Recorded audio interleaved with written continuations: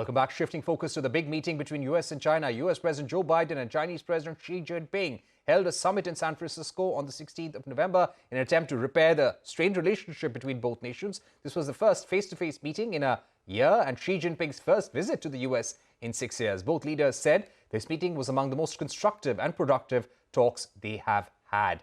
Let me now go across to Victor Gao, somebody who has worked very closely with the Chinese government and works with the Chinese think tank as well. Mr. Gao, let me begin by asking you, the Chinese government described the 4-hour meeting as quite productive.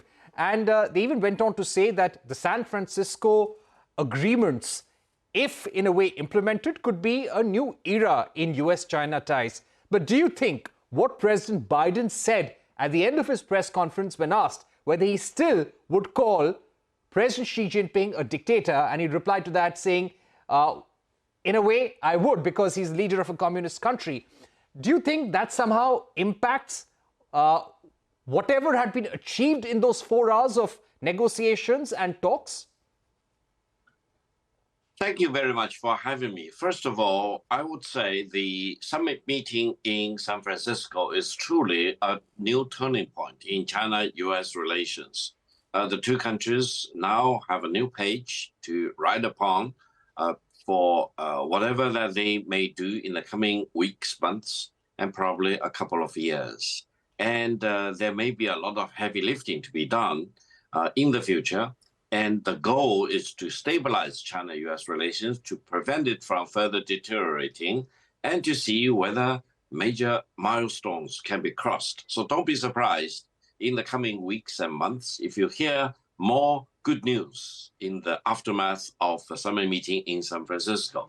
Now, the second question you asked, yes, it is truly very unfortunate. I personally would urge President Biden to accept some professional counseling in answering questions. Some of the questions are traps that you do not need to voluntarily and very eagerly jump into.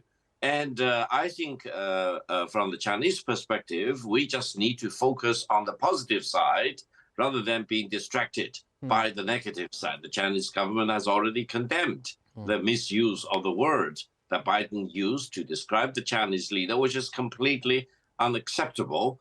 However, I think this is the time when China and the United States need to focus on the right thing, stabilize the relations, go forward to make sure that they have better relations, constructive of their own purposes, and generating more benefits for the Chinese people and the American people.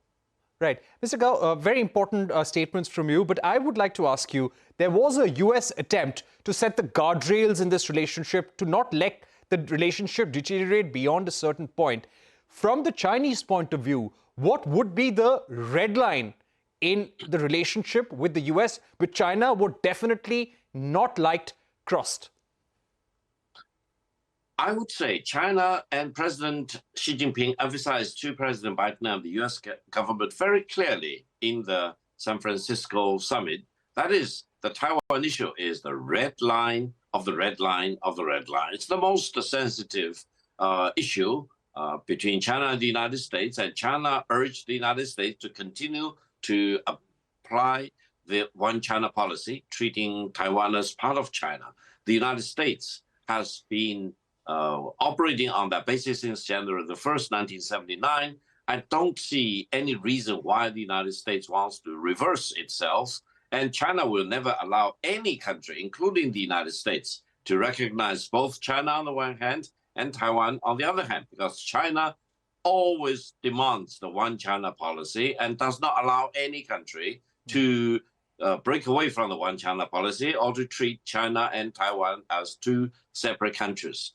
Therefore, I think the fact that President Biden reiterated the one China policy and declared that he and the United States will not accept Taiwan independence is the right talk at the right time. We just need to see whether the United States government will walk the right walk in the coming weeks and months. Okay, Victor Gao, thank you so much for joining us.